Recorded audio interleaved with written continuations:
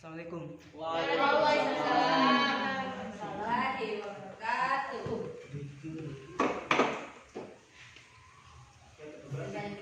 Baik, sebelum kita yang pelajaran, alangkah baiknya kalau ketua kelas menyiapkan teman-temannya terlebih dahulu dan memimpin doa sebelum kita masuk. Bersiap. Bersalam. Assalamualaikum warahmatullahi wabarakatuh. Waalaikumsalam warahmatullahi wabarakatuh. Duduk. Baik, sebelum kita mulai pembelajaran, mari kita berdoa menurut agama dan keyakinan kita masing-masing. Doa dimulai. Doa selesai. Sebelumnya saya ingin mengabsen kehadiran kalian semua. Abdul Sadim Bertajayadi hadir Pak. Nur Fadila Idam Hadir, Pak. Reski Amalia Hadir, Pak. Nur Aditya Yustina hadir Pak. Kusnul Khotiba Hadir, Pak. Kristina Clara Hadir, Pak. Muhammad Sanjay Hadir. Komi Hadir, Pak. Wiwi Hadir, Pak. Istiqomah. Hadir, Pak. Baik, karena kelihatannya semuanya hadir, saya ingin memperlihatkan sebuah video terlebih dahulu. Kita batasan alat, kita yang di sini maka cukup menyaksikannya melalui laptop ini saya. Pak, Pak. Pak, Tidak kelihatan, Pak.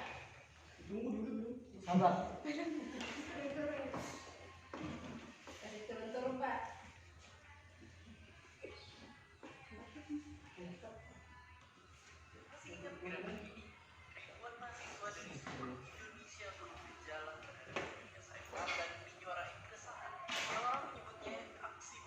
Setelah 98.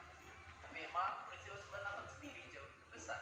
Waktu itu seluruh penjuru Indonesia terpisah sampai-sampai dua berjamaah. Saat itu aroma berusia berhasil sampai bisa dicium di udara. Dan ide semacam itu gak cuma terjadi di Indonesia. Karena ada revolusi Perancis yang lahir konsep kebebasan dan kesetaraan yang kita kenal sampai sekarang. Ada revolusi Bolshevik yang membentuk Uni Soviet meski kemudian. Baik, dari video tersebut apakah ada yang dapat menyimpulkan materi apa yang akan kita pelajari? Silakan Pak. Dari video yang Bapak tampilkan, saya dapat menyimpulkan bahwa hari ini kita membahas mengenai sosiologi, di mana mungkin kita akan membahas hampir mengenai definisi, fungsi, dan tujuan dari sosiologi itu sendiri. Oke, terima kasih. Ini jawaban dari Pak dan mungkin yang lain dapat menambahkan. Saya, Pak. Kami silakan. Baik, terima kasih atas kesempatannya. Nah, hari ini berdasarkan apa yang saya pahami tentang sosiologi itu, karena yang Bapak tulis di atas, sosius atau kawan, dan logos itu berbicara. Nah, berbicara masalah soal sosiologi itu seseorang yang membuat interaksi antara satu individu dengan individu yang lain, di mana seseorang tidak bisa hidup tanpa orang lain, sehingga adanya suatu interaksi dalam suatu masyarakat untuk bisa saling membutuhkan antara satu dengan yang lainnya, begitu Pak. Itu. Berdasarkan jawaban Romi dan juga Bang Dan, sosiologi adalah ilmu yang belajar tentang masyarakat. Itu sesuai dengan pendapat Swigert yang menyatakan bahwa sosiologi itu adalah ilmu pengetahuan yang belajar tentang masyarakat. Kemudian ada beberapa ahli lainnya yang menyatakan bahwa tentang definisi sosiologi.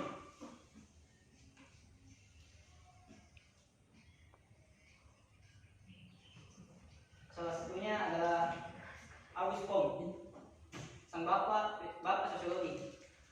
Comte mendefinisikan sosiologi sebagai ilmu positif, artinya sosiologi bekerja dan belajar gejala-gejala sosial dalam masyarakat dengan berlandaskan pada logika rasional dan ilmiah. Begitupun dengan Herbert Spencer, sosiologi merupakan suatu ilmu yang belajar tumbuh, bangun, dan kewajiban masyarakat.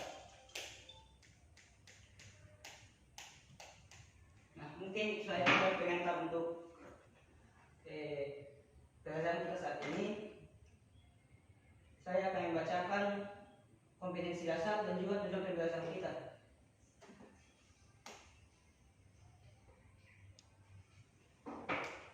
Yang pertama, kompetensi dasar. mengetahui pengetahuan dasar sosiologi sebagai ilmu sosial yang digunakan dalam mengkaji dan mempelajari tentang masyarakat. Kaidah 1.2 menerapkan konsep-konsep dasar sosiologi sebagai ilmu sosial untuk memahami tentang masyarakat. Kemudian tujuan pembelajaran. Ini terbagi menjadi 5 tujuan. Yang pertama, mendefinisikan pengertian sosiologi menurut para ahli. Kedua, mengidentifikasi objek kajian sosiologi. Ketiga, mengidentifikasi 2 ide atau konsep dasar dalam sosiologi. 4, menguraikan sejarah perkembangan sosiologi di Eropa dan Indonesia. Dan yang kelima, menguraikan ciri-ciri sosiologi. Kemudian, dalam pelajaran kita ini akan dilakukan secara berkelompok. Saya akan membaginya ke dalam 5 kelompok. Kelompok ketiga, Husnul dengan Wiwit. Kelompok keempat, Istiqomah dengan Adit. Kelompok 5, Indra dengan Clara. Kemudian kelompok pertama akan membahas mengenai definisi sosiologi menurut para ahli.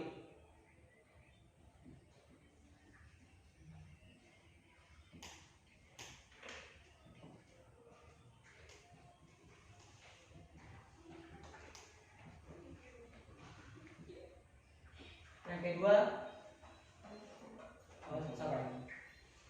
yang kelima,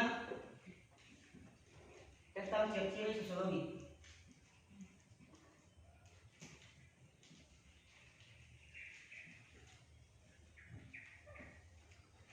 Nah, sekarang silakan duduk dengan teman kelompoknya masing-masing.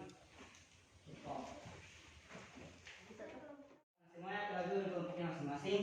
Silakan mencari materi sesuai dengan tugas kalian sendiri. Baik, Silakan Pak. gunakan media apapun yang kalian inginkan. Silakan gunakan HP, laptop atau apapun yang kalian miliki. Baik, Pak.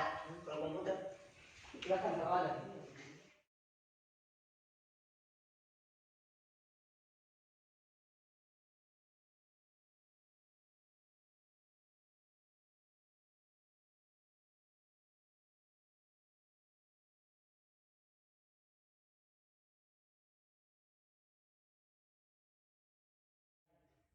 Nggak ada sih, Pak.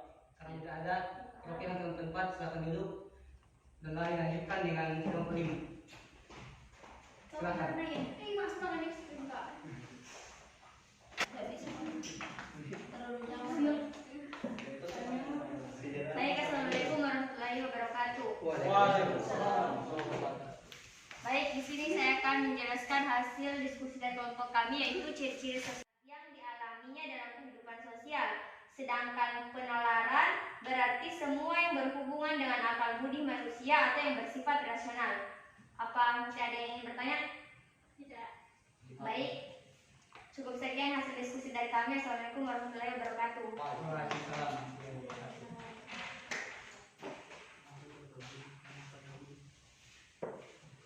Sekarang apakah ada yang dapat menyimpulkan dari semua hasil diskusi yang telah ada tadi?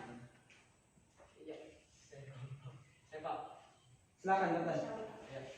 Terima kasih atas kesempatannya. Dari apa yang saya tangkap pada pembelajaran kita hari ini, yang pertama itu definisi sosiologi, di mana menurut para ahli kesimpulannya itu mereka rata-rata menyatakan bahwa sosiologi itu mendefinisikan sosiologi sebagai sebuah ilmu yang mendalami tentang masyarakat, dan di mana mereka lebih meneliti terkait gejala maupun interaksi yang ada dalam masyarakat.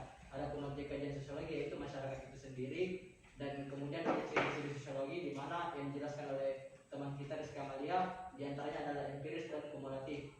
Seperti itu, Pak. Itu tadi menurut Bapak, apakah ada yang lain?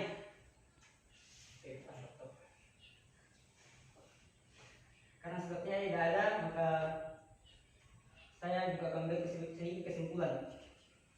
Yang pertama tentang definisi sosiologi menurut para ahli. Dari para ahli tersebut, sebagian besar menyatakan bahwa sosiologi adalah ilmu yang berada di masyarakat. Walaupun dengan objek kajian sendiri, yaitu tentang masyarakat. Yang dibangun menjadi sebuah teori. Dan ketiga bersifat kumulatif. Berarti susun berdasarkan teori yang sudah ada sebelumnya. Dan yang terakhir bersifat non-etis. Yang artinya sosiologi adalah ilmu yang benar-benar terjadi dalam masyarakat. Ya, Pak. Mungkin saya ada pertanyaan? Kami, Pak. Mungkin cukup sekian untuk pertemuan kita kali ini. Untuk materi berikutnya adalah tentang interaksi sosial. Baik, Pak. Sekarang terima kasih untuk waktu yang telah diberikan. Mungkin ketua kelas dapat memimpin doa terlebih dahulu dan menyiapkan teman-temannya.